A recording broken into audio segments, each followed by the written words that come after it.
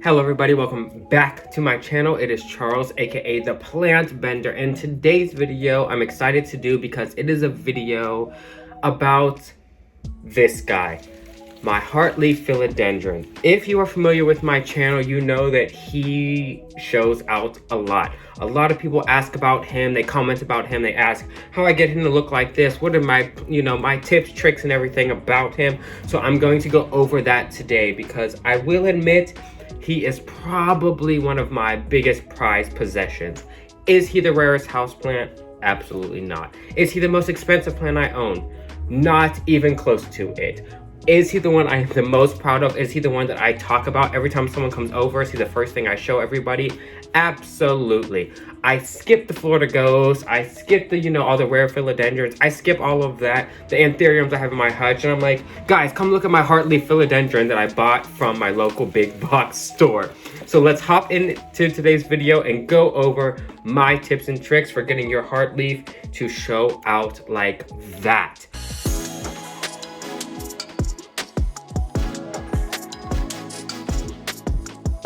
And the first thing I will say is watering. I know light is important for a lot of plant parents, but for me, especially with this guy, being that he's in a hanging basket that he is clearly way too small for. I bought him in this basket about 2 years ago because I moved into this apartment in 2020. So 2 years ago, I bought this guy from my local big box store. I think he still has his price tag on him. Let me see. Yes, he was $19.98 in 2020, height of the pandemic. Local big box store, if you're familiar with your local big box stores, you know they come about this size if you're lucky. Take away some of the fullness at the top there. So he wasn't a bad price for the buy. 2 years later, he looks like this. I'm gonna try to stand back so you can try to see, take in everything he is. And this is after probably 50 cuts for propagating. This is him now. I have not cut him since summer, end of summer. So I try not to cut winter time, for most plants, especially him. So this is what he looked like at the end of summer last year after cuts. I have so many propagations of him. I have some back on those shelves back there. I have some in my bedroom. He's been cut so many times. I've literally just cut him just to throw him away. I know, blasphemy, but nobody wanted any more cuttings and I had no more space for them. But back to watering. This guy takes up a lot of water. I watered him yesterday and he's already feeling kind of light again. I know a lot of that is because he's in a pot that is too small.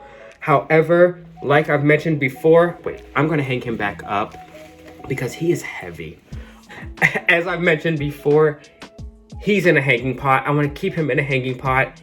Finding a hanging pot bigger than that is hard. It's expensive. If you know me, I'm the king of low budget, so it's expensive. Also, I will show you guys where he lives.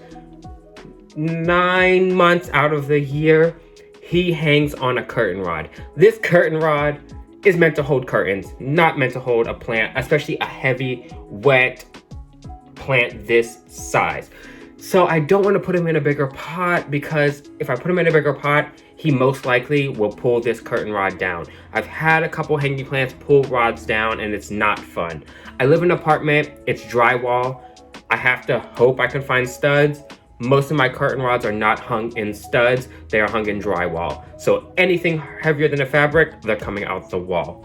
I don't want to hang him from my ceiling or, move him around because he loves where he lives. He is in I believe a southeast facing window. So he doesn't really get direct sun.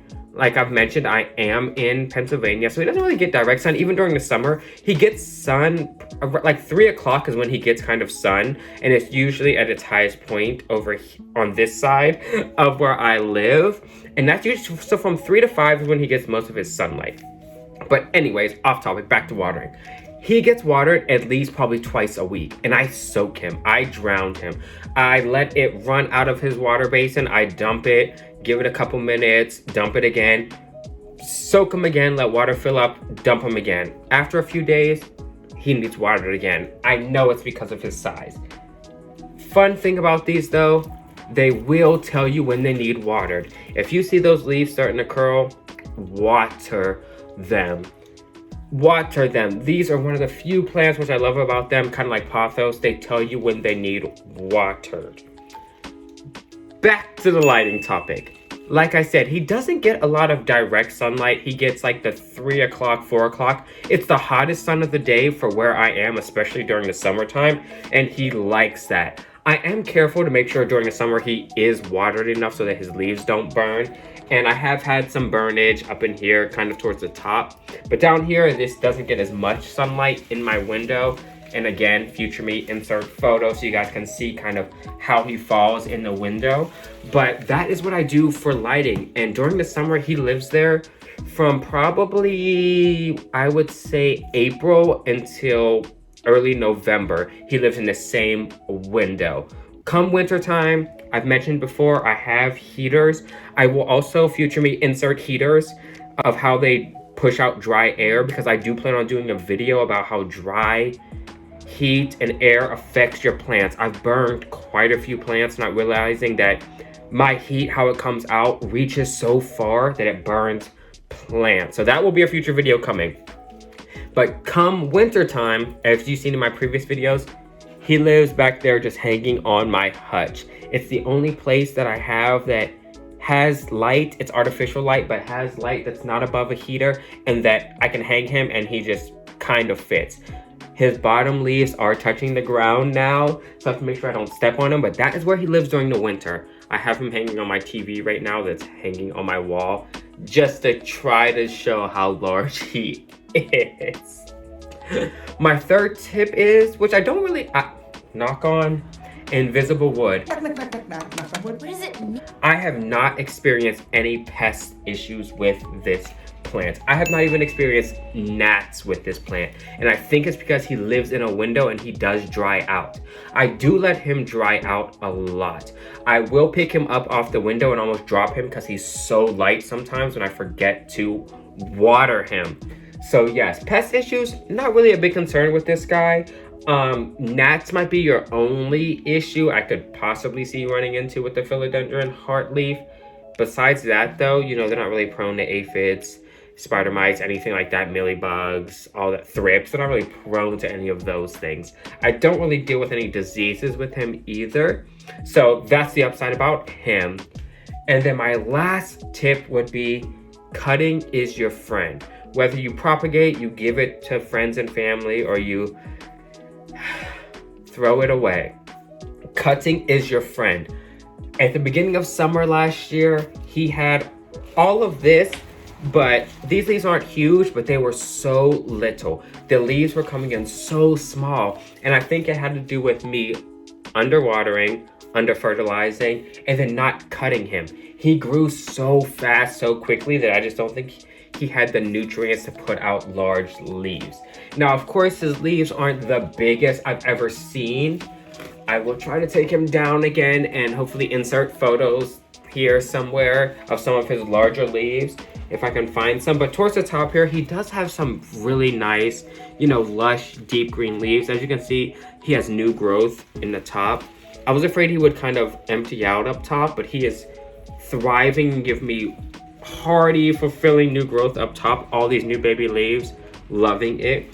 But the leaves are decent size. I'm happy with them. They're not, you know, minuscule. They don't look super small. They look pretty average, and I'm happy with that. But I think that came from cutting. I chop, cut, propagate, give a haircut, and shape up this beauty every chance I get. If someone's like, oh, I want to start a houseplant journey, I'm running home to just like, okay, here, I have 17 cuttings for you. Here's this Heartleaf Philodendron, because he's going to come back even bigger with bigger leaves. So cutting is your friend. Just make sure you are disinfecting, cleaning those shears before you use them. And those are my care tips for my Heartleaf Philodendron. What are some of you guys' care tips for your heartleaves? I know it's a popular plant. It feels a little bougie, even though it's not. So I know it's in a lot of plant parent households. So let me know some of your tips below.